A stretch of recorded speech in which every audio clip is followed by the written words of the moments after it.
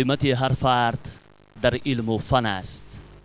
برتنی صاحب دلان چون جوشن است. در که امروز و خوش و فردای نیک دانش آموزی زبان را روشن است. با فروغ صبح دانایی ما شعله‌ریز و نور پالا میهن است. پیشوا داریم و صلح و دوستی، چشم تاریخ را هوای دیدن است. تاجکان را هست آثار بزرگ، از قدیم این خلق صاحب محسن است. سلام و درود حاضرین گرامی، حکمان بسیار هم گرامی قدر و اشتراکچیان آزمون جمهوریوی فروغ صبح دانایی. در رویخط ادبیات‌های پیشنهاد کرده عبدالجلال اثر فضلین محمدیف در آن دنیا است. بله. خودش مرحمت کنی. اصلا اثر فضلین استاد شودروان فضلین محمدیف در آن دنیا یک اثری است که در زمان دولت ابدخورد شوروی به نشر رسیده، تالیف شده است و یک تحولات زیادی رو در جامعه با وجود آورده بود، چون که در آن دوره به همگان معلوم است که خصوصا مضمون اثر درباره کدام مسئله هست؟ اصلا اساسا در اون این با نام دیگر هم دارد، در آن دنیا یا در آن دنیا یا قصه سفر کردن زایرین به حج، قصه حج اکبر. حج اکبر. درباره اثر عبدالحمید صمدов فرانچاکو گفته ای عبدالجلال، مضمون اساسی اثر به کدام بخش جامعه بخشیده شده است؟ حیات دانشجویان است، داخل شوی دانشجویان و مکاتب عالی. مصطفی شرقی ترکیش آخرین. این از حیات پارتیزان بچه، پارتیزان پسر اندری هست که مصطفی شرقی یکی از نویسندگان جنگنامه نویس تاجیک درباره او حکایت کرده است. در کشور اوکراین، شرق اوکراین، حادثه هایی که در کتاب تصویر شدند با قلم نصر کشیده شده است. کمان رستم ساتور ترسون. این از حیاتی برای چی این اثر ماست کمان رستم نام کردن نویسنده؟ بسیار یک اثر خوبی است، از حیات جوانان است. همین در کدام لحظه اثر کمان رستم وقتی که فیروز با نزاکت، با پسرچه نزاکت رستم هر سه هستند، در همین فصل بهار است کمان رستم نمایان می شود از 7 رنگ. پسر بچه نزاکت هم که رستم نام دارد اونجا خطاب میکنن که مرحمت انا بینید که کمان رستم هم برآمد. همین لحظه با فکر خودت عبدالجلال، همین کمان چی رمز، چی نشانه هست و در کدام حالت ها همین جلوگر میشد در آسمان مصطفی؟ اصلا در فصل بهار جلوگر می شود و پیران روزگار دیده از روی پیدایش همین کمان رستم چگونه صورت گرفتن فصل بهار رو با آمدن تابستان رو پیشگویی میکنن. و عبدالجلیل رویخط ادبیات‌های پیشنهاد کرده به طلبات نظامنامه جوابگو نیستند، همگی 30 نامگوی پیشنهاد کرده شده، ولی در اصل میخوایم بفهمیم که تو چقدر مطالعه کردی؟ بسیار. خب ما کتابخانه شخصی خودم از 2000 برای چی در رویخط همگی 30 نامگوی پیشنهاد میکنی عبدالجلیل؟ وقتی که نظامنامه طلبات معیار معانی خود را مشخصاً انیقاً دقیقاً نشان داده است. کمتر خطا شده از جانب ما، نفهمی شد. شما وقتی که درباره کمان رستم ساتور ترسون گپ می‌زدید یک جمله در یک جمله تا همین فکر بود که اثر بسیار خوب است. من میخوام بفهمم که خوبیش در چی است؟ حیات جوانان همان زمانه است. همین فیروز که بعد برگشتن از خدمت حربی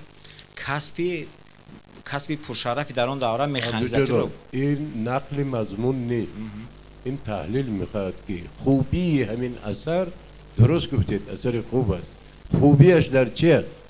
این هنر است. نویسندگی هنر است. اگر همین خیلی نقل مضمون باشد و اثری بدیهی نمیشه. خوبیش مهارت نویسنده در چی است؟ در چی ظاهر شده؟ در تصویرهایش، در یگان چیزی دیگر، در زبانش، البته در تصویر. مثلا دلیل بیارید. مثلا در آنجا هست که خصلت‌های بعدی مثال نوسی رو تصویر کرده است نویسنده که جوانان میتوانند از این خصلت‌های بعد دست کشند. ادبیات کلاسیک صنفی چند هستی ذوالحجه؟ صنف دهم هستی ذوالحجه. ذوالحجه چی معنی داره؟ نام یک ماه است. моҳи зулҳиҷҷа дар бале. солшумории чӣ? قدیما هجری یعنی. ҳиҷрӣ ҳа? بله. қамарӣ. بله. бошад ки марамат ҳайати ҳакамон шоҳномаи абулқосим фирдавсӣ бо кадом матлаб сар мешавад? به نام خداوند بخشایند و مهربان. زلحجه درباره 4 درویش یعنی چی میدونید در بیان هست 4 درویش یکی از کتاب‌های می باشد که شاعر اساسی او معلوم نمی باشد و کسی که این کتاب را تالیف کرده است آن را به امیر خسرو دهلوی تعلق می دهد و در این 4 درویش می باشند که از شهر و ناحیه از شهرهای گوناگون می باشند در راه با همدیگر هم صحبت شده درباره زندگی یکدیگر به همدیگر نقل میکنند.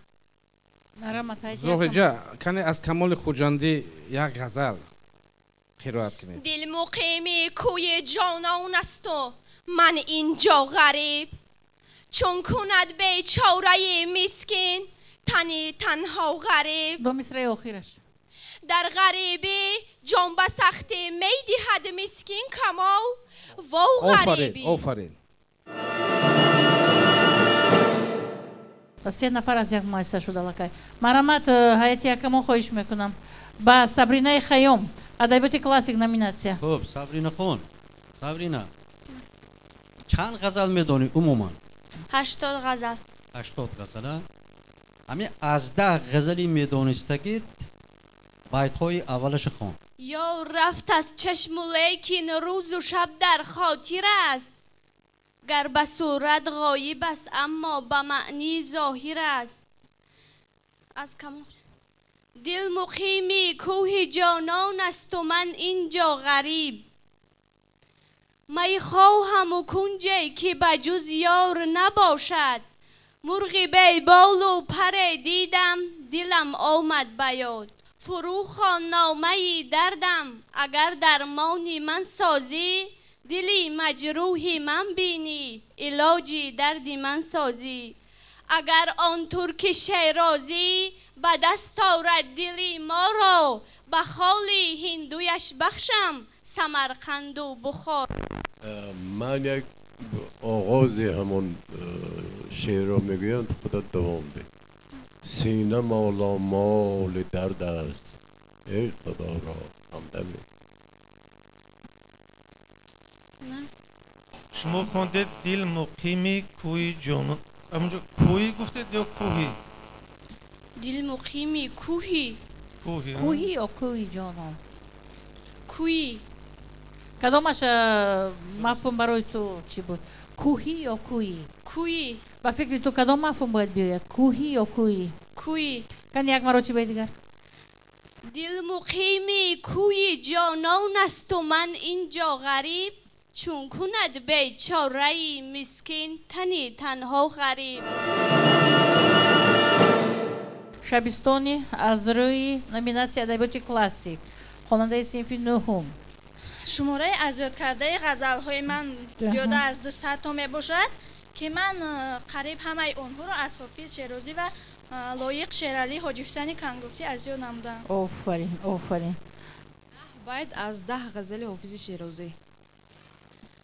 دیدی ای دل که غم یار دیگر بار چی کرد چون بیشو دلبر و با یار دل افگار چی کرد آه از آن نرگس جادو که چی بازی انداخت آه از آن مست که با مردمی هوشیار چی کرد. نه 10 بیت دو بیتی از 10 غزل 10 غزل مختلف گوناگون یک بیتی سینه مولا مولی درد است ای دریغ و مرهمه دلزی تنهاگی به جان آمد خدا رو همدمه سحر بابا و می گفتم حدیث آرزومندی جواب آمد که واقع شو به الطاف خداوندی حسنت به اتفاق ملاحت جهان گرفت آره به اتفاق جهان می توان گرفت در ازل پرتوی حسنت زی تنجم دم زد عشق پیدا شد و آتش به همه عالم زد این چه شور است که در دور قمر می بینم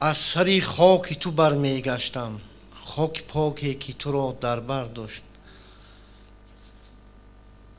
آه سهراب در آغاز برومندی تو چی کسی می دانست که جهان را نفس چند پس از جشن بهار با لبی بسته ودای ابدی خواهی گفت. و معلم عزیز شعری دریا خفته در آغوش نیزاران هنوز بیشه بیدار است از بانگ سپیداران هنوز. این شعر از غروب در شیمای شاعر ایرانی نادرپور است. میتوانید ادامه دهید؟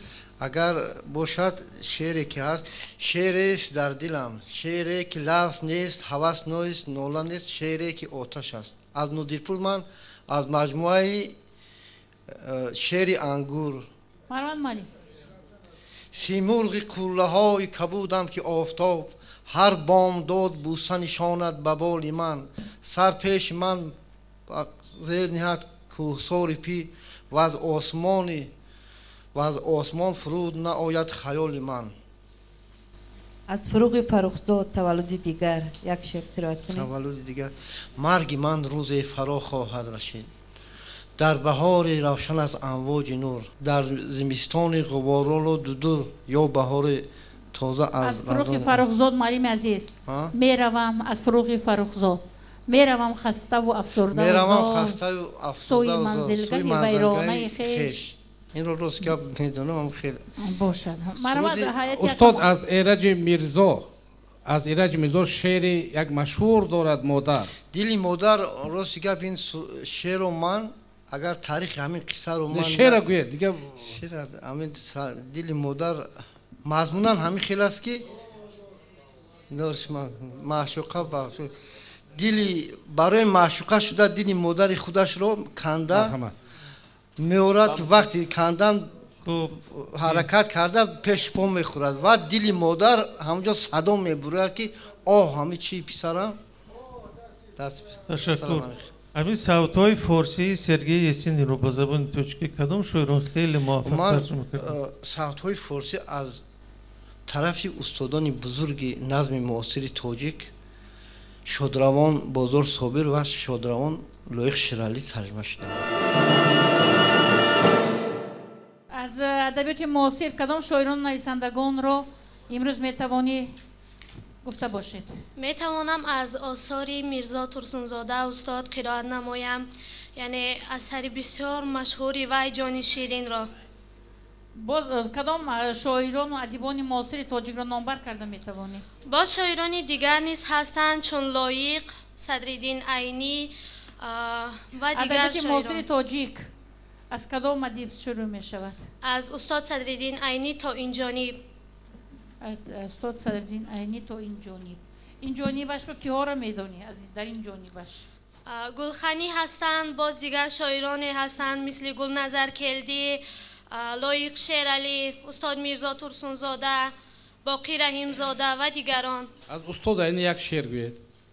این خانه زی خشت کهنه انداخته‌ام، در وی اثری زی رفتگان ساخته‌ام، تا خلق عزیزی من بدانند که من یک عمری گرامی به چی را باخته‌ام.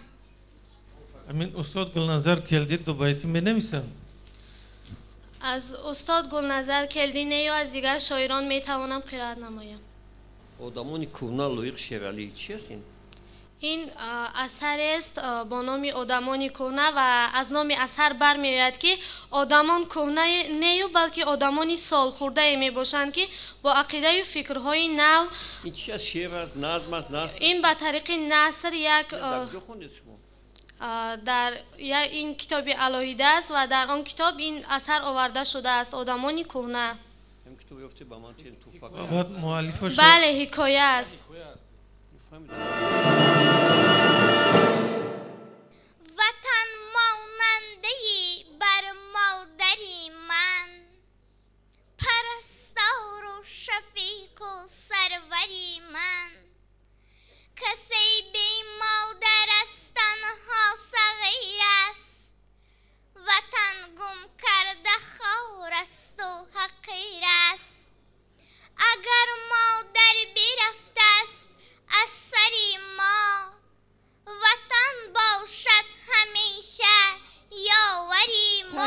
تشکر نیلگونه بانو.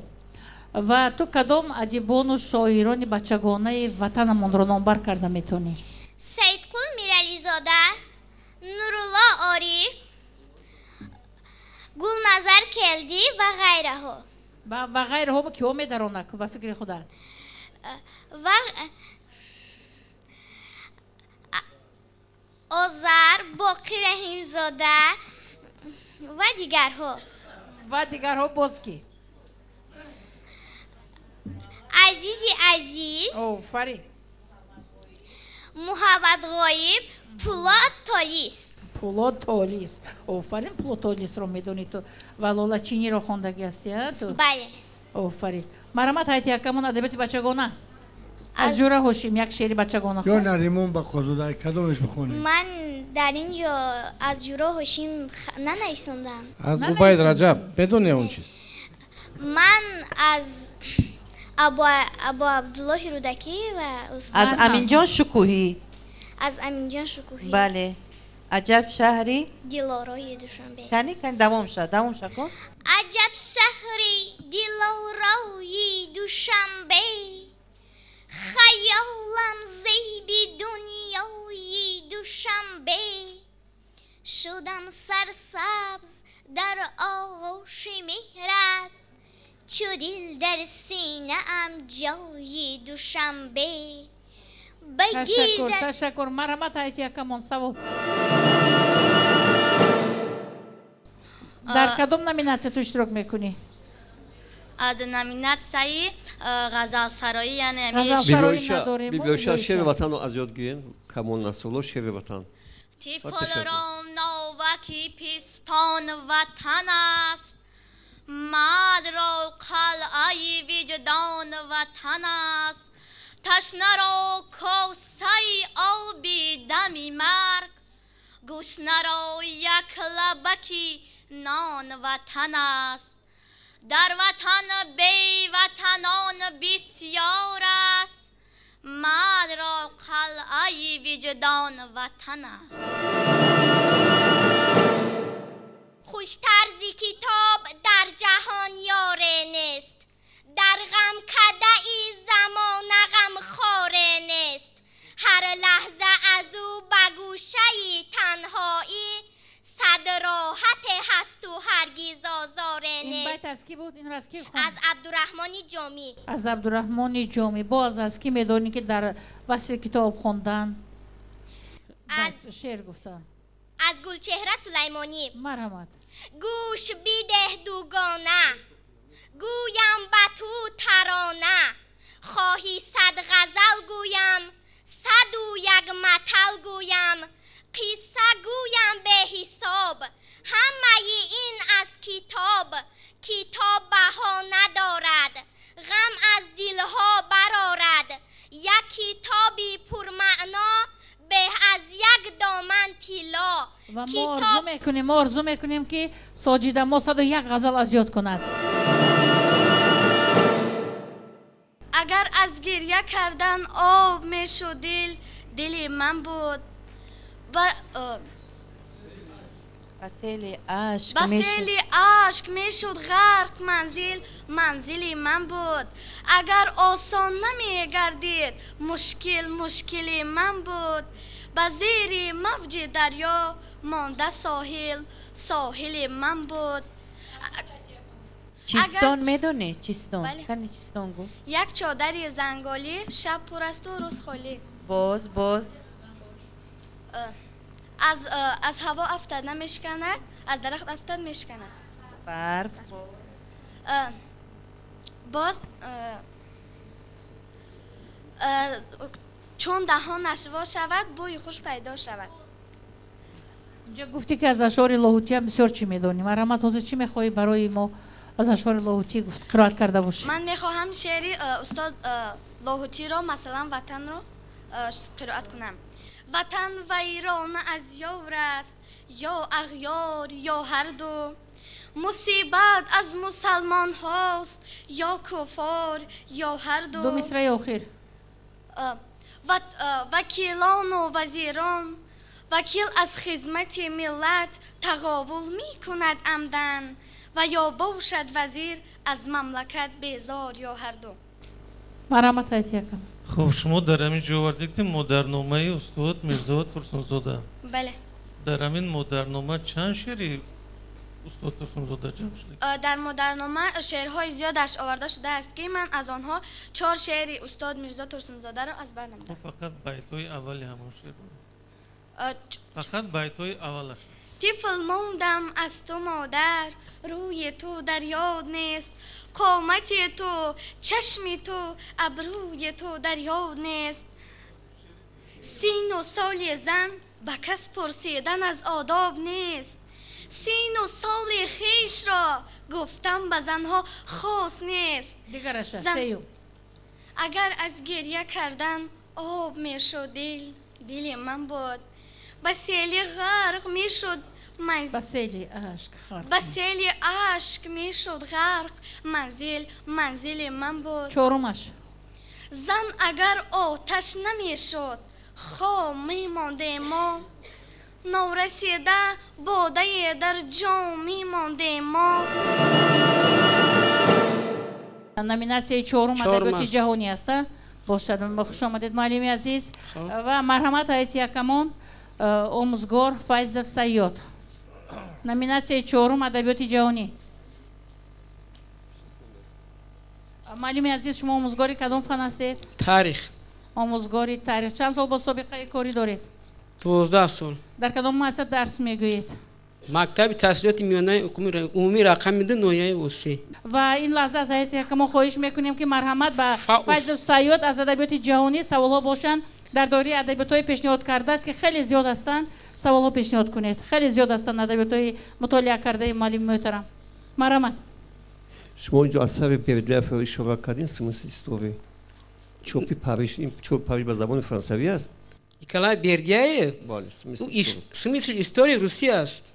چوپی پاریش نه مسکو دا چوب شده و در چی نشریات смысл. نشریات смысл. کدام ایده شما معقول است بردیف؟ بردیف смысл истории هم من خودم خوندم ای چی است علمی هم دارد درباره علمی نه و عالم است. علمی نه و عالم است. عالمی بسیار بزرگ دنیایی است. او بردیف فیلسوف از خودش. فیلسوفی تا انقلابی و بعد تا سال 1922 بعد چی میرود؟ روسیه رو ترک میکنه و فرانسه میرود. در همونجا بود دوام میده. کدام عقیده‌اش به شما معقول است؟ یا چند اندیشه بیان کنه؟ او من هموش خوندم. سمسل استوریش خوندم. خب گپ زنید دوخه. او درباره همین جمعیت انسانی تاریخ جمعیت انسانی خب سخن میرود. خب او گفته است که تاریخ انسانیت از قدیم تا این جانب تا حال مثال خب با هم دیگر جمعیت با هم دیگر صنف ساخته با هم دیگر. از ارسطو چی خوندید شما؟ ارسطو چی خوندید؟ کدوم؟ چی خوندم؟ کتاب نیتشه خوندین شما تاگا؟ نیتشه. بله. نیتشه را آوا چی خوندم؟ По ту сторону добра и зла, так говорил Заратуштра. Заратуштра и همون چیزی نه زراتشت با تاجیکی. زراتشت با تاجیکی ایشا تاجیکیشا نخوندم ولی. زردوشت. زردوشت میشود. ما شما را گفت تو نفهمیدم.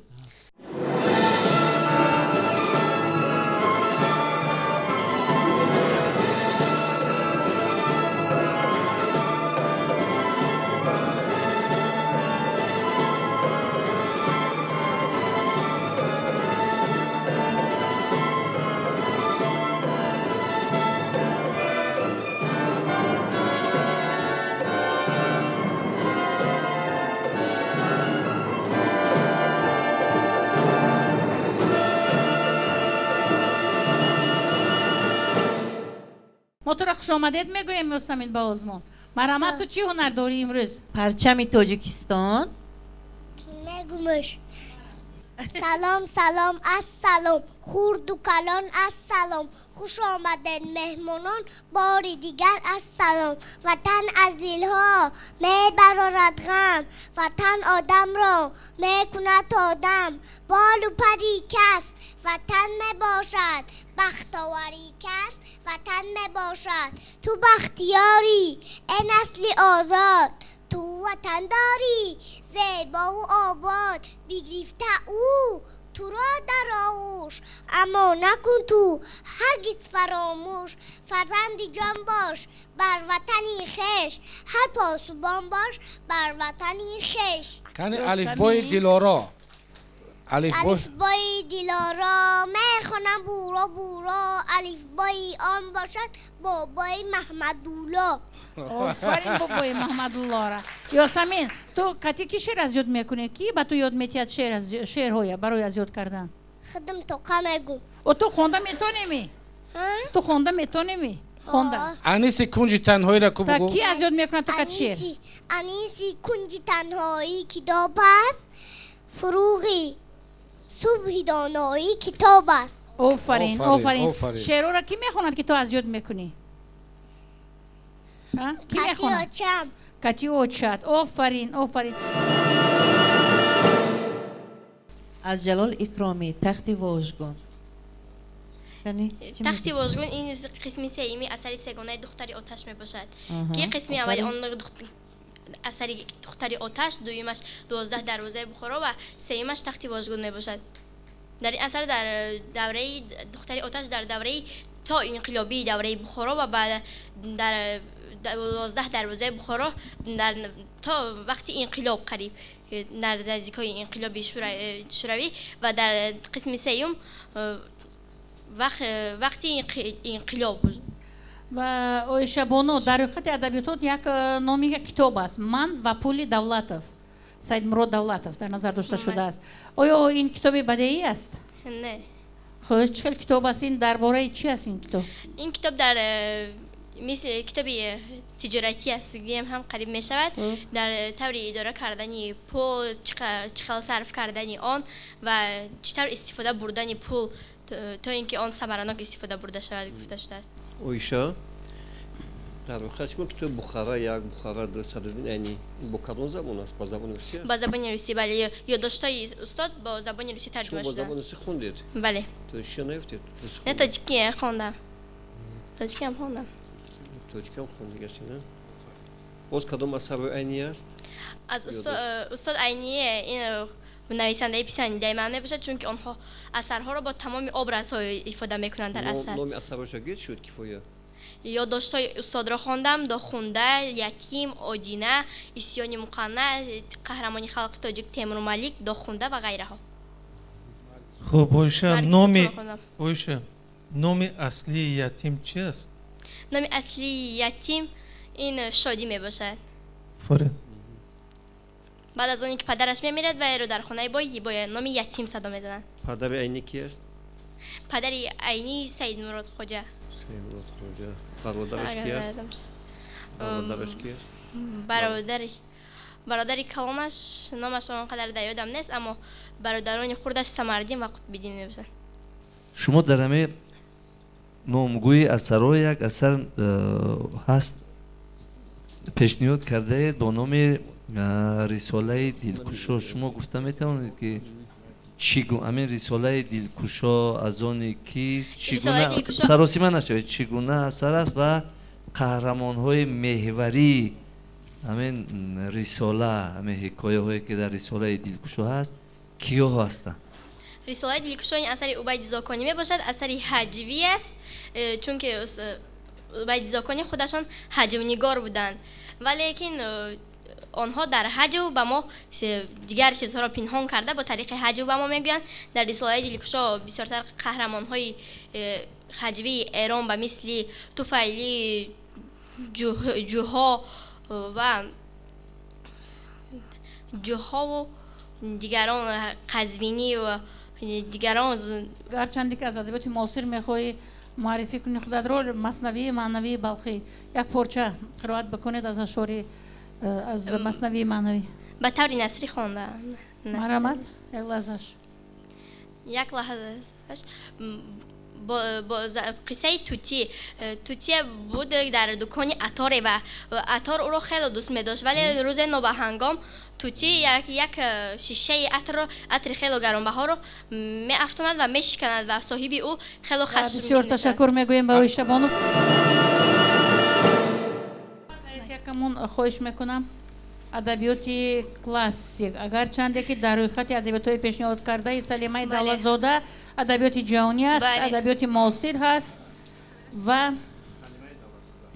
از ادبیات کلاسیک کمتر است قصه های خلقی ربایی و دوبیتی ها هستند مرامت حیاتی کمان خواهش میکنم از شما تقسیم میراث این نظمی است بله از جد بگید همشیره خرجی موتمی بابا از آنی تو صبر از من و مصارف قرا از آنی تو انباری پرزی غلهی بابا از آنی من وانکاهای مانده به صحرا از آنی تو اینجا مخواب و بیستر تشکر زیاد و اینجا اثری مارک توین هست شاهزاده و گدا بله مرحبا شاهزاده و گدا این یکی از اثرهای مشهور مارک توین به شمار می رود در یکی از زمانها یک شاهزاده به دنیا می آید که در همان لحظه باز یک پسر بچه به دنیا می آید که او در انگلیا تولد می شود و خاندان آنها آن پسرک را نمی خواهند و در نتیجه همینطور در بین آنها مناقشه ها به عمل می آید و باز پسرک رابینزون کروزو کی بود؟ از دانیل دفو بله این اثر دانیل دفو می باشد او یکی از در از رودکی چی میدونید دخترا؟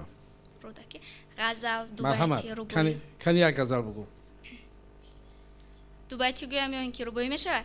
غزل خوش کردن مالیم اولا بعد به دوبیتی روبایی میگذاریم تو جهان بود از سری آدم فراز کس نبود از روح دانش بی نیاز مردمانی بیخرد اندر هر زمان روحی دانش را به هر گونه زبان این جهان را نگر با چشم خیرت این جهان را نگر با چشم خیرت نی بدان چشم کندر او نگری همچو دریاست و از نکوکاری کشتی احساس تا بدان گذری کتابی خوندید شما داغستانی مان رسول رمزات بله پدر رسول رمزات کی است؟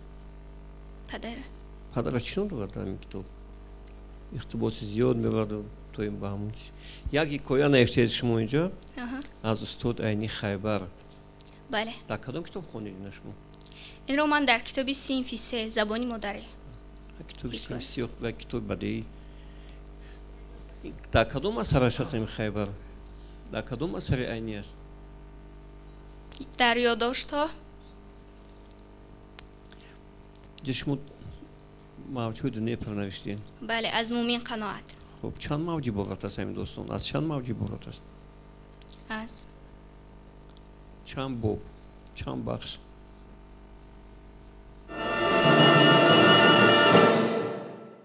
من نصرالدین و فاطمه خواننده صنف 6 مؤسسه تحصیلات میانه عمومی رقمی ناحیه فرخار می باشم. میخوام از این فرصت مناسب استفاده برده درباره همین آزمون یک چند سخن عرض کنم. ما کودکان آینده این ملتیم. باید بفخریم از پیشوا داریم زیرا پیشوای ما این گونه سیر و کوشش ها کردند تا ما به این قله های بلند آزمون برسیم. بسیار تشکر و تو هم تبریک میگویم برای اشتراکت در دور سوم آزمون. و تو از روی کدام نامیناسیون میخوای خودت رو معرفی کنی؟ نامیناسیون سوم ادبیات بچگانه. بله. چون روی خطی که پیشنهاد کردیم ما ببینیم که بسیار روی خطی خیلی جدی هست. 100 نامگوی هم از ادبیات وطنی هم از ادبیات کلاسیکی و از افسانه ها و ادبیات جهانی پیشنهاد کرده هستی. تو از همه بیشتر و زیادتر خوندن چی رو دوست می‌داری؟ شعر رو، افسانه رو، نثر رو، افسانه رو. افسانه دوست داشته ترین تو کدام افسانه است؟ اگر اجازه باشد من افسانه دوست داشتم رو به شما نقل کنم. مرحمت. افسانه دوست داشته من این سیمک می باشد. بود نبود یک زاغک خیلی چقون او در بلندترین شاخه درخت لانه گذاشته بود.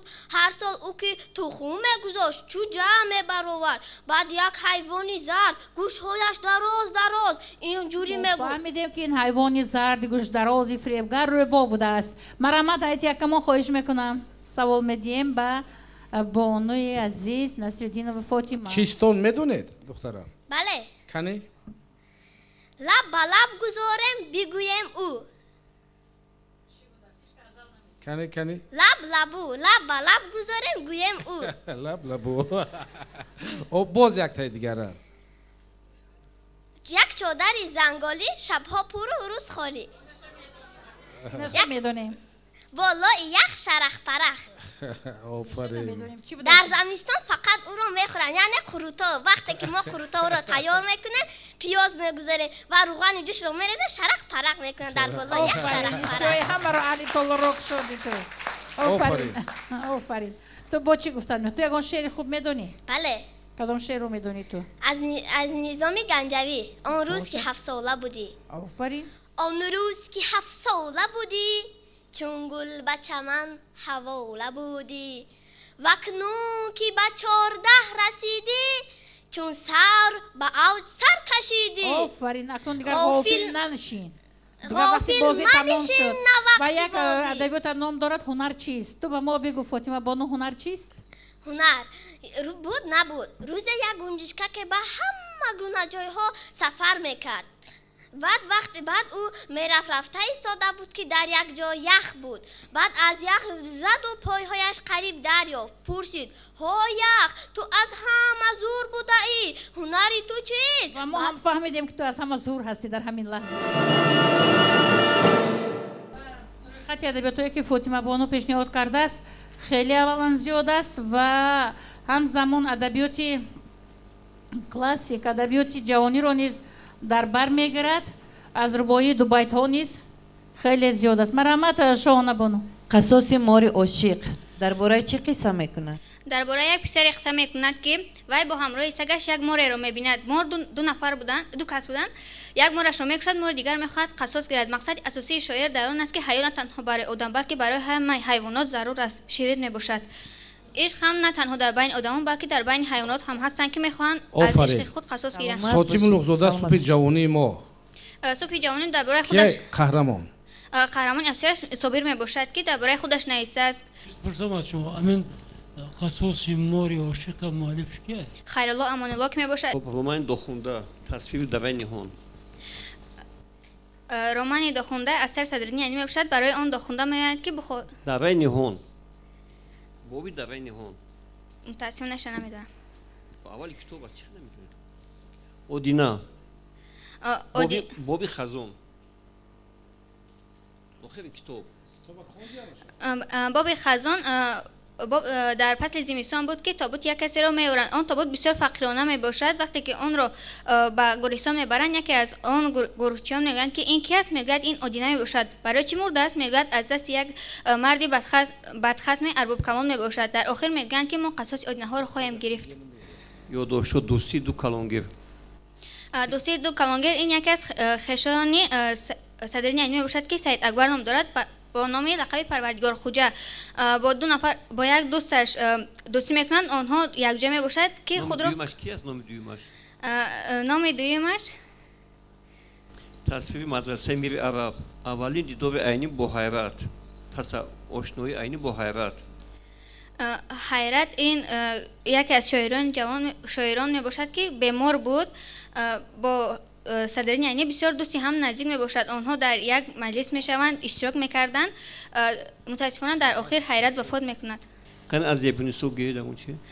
گرچه من لیلی اساسم دل چون مجنون در هواست سر به صحرا میزنم لیکن حیا زنجیری ماست. بلبل از شاگردیم شد هم نشینی گل به باغ در محبت کاملم پروانه هم شاگردی ماست. از بابا توی اویان ربایی یا دو بیتی ربایی. سر ای دورم که سامانش نمیبو غم ای دورم که پایانش نمیبو اگر باور نداری سوی من او ببین دردی که درمانش نمیبو. روایت سعودی اسیر افتیدنی ویرکن. ویرکن وقتی که از دروازه بخارا آنها بیرون میبراید اسیر میغلطد آن را گرفته به نزد همان دشمنان. چگونه اسیر میافتد؟ چی خیلی میافتد؟ با یکی از همان لشکریان مبارزه میبرد که در آخر وی اسبش را کار زده از اسب میافتد. کی است همون با کی نبرد میکنه؟ جنگی ویرکن با کی است؟ نبردی ویرکن با کی است جنگش با کی است متاسفانه دلیل ندارم